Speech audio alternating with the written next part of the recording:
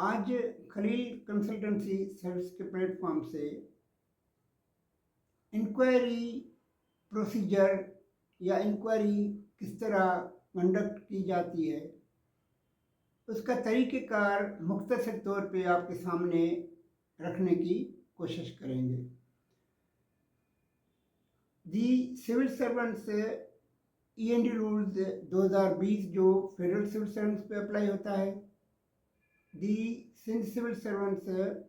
Efficiency and discipline rules 1973 जो सिंध के civil servants पे अप्लाई होता है,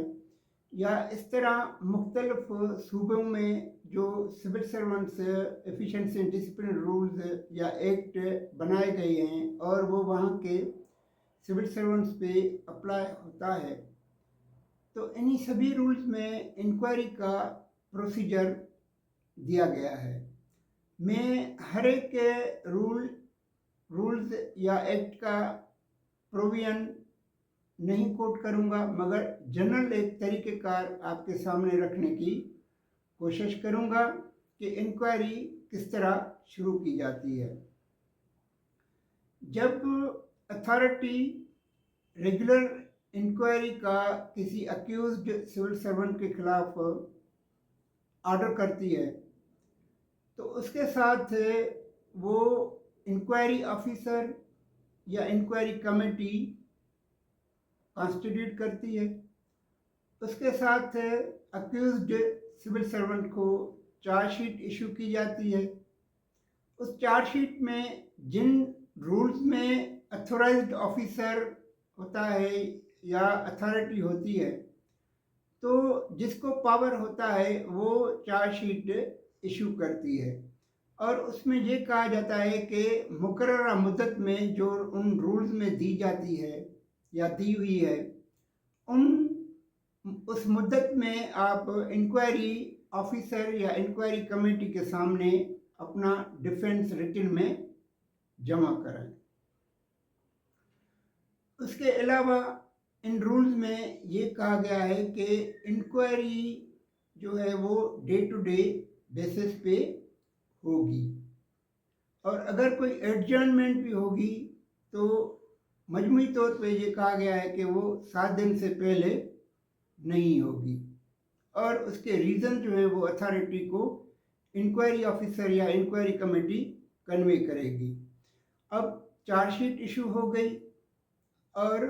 अक्यूज्ड सिविल सर्वेंट ने डिफेंस अपना जमा करा दिया। अगर अक्यूज्ड सिविल सर्वेंट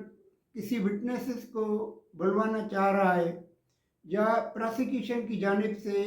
कोई विटनेस अपीयर होती है इंक्वायरी ऑफिसर या इंक्वायरी कमेटी के सामने,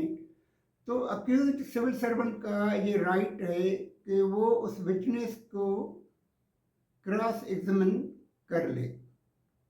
क्योंकि मुख्तलिफ जजमेंट्स के ज़रिए honourable supreme court of Pakistan ने ये कहा है कि अक्यूज्ड सिविल सर्वेंट को इंक्वायरी के दौरान क्रॉस एग्जामिनेशन का हक मिलना चाहिए ताकि उसको फेयर ट्रायल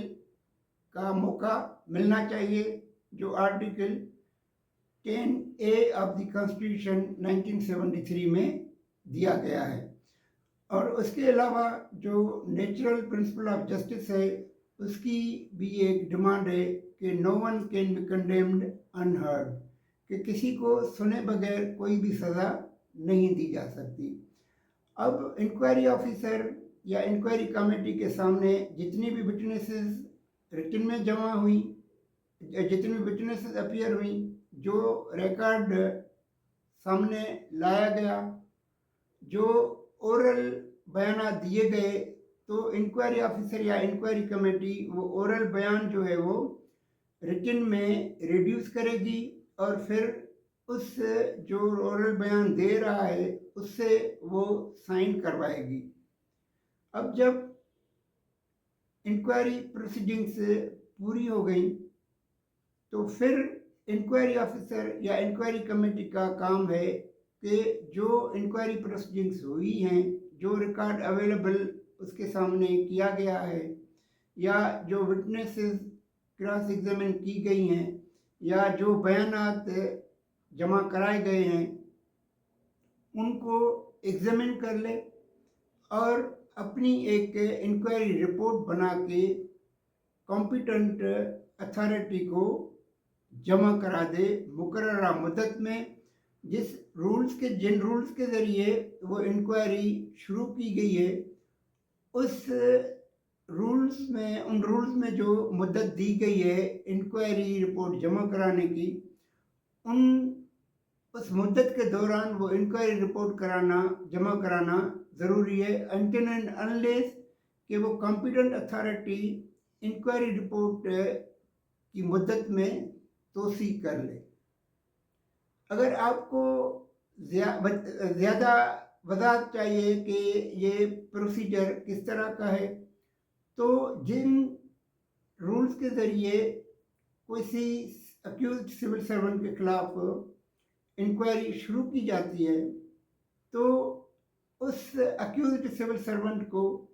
वो रूल्स पढ़ने चाहिए। मैंने ये मुख्तसर तौर पे आपके सामने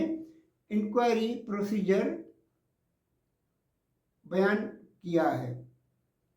अगर आपको कुछ सवालात हैं जिनके आप जवाबात चाह रहे हैं तो वो सवालात हमें, जहाँ पर आपको एक व्हाट्सएप नंबर नज़र आ रहा होगा, वो हमें भिजवा दें।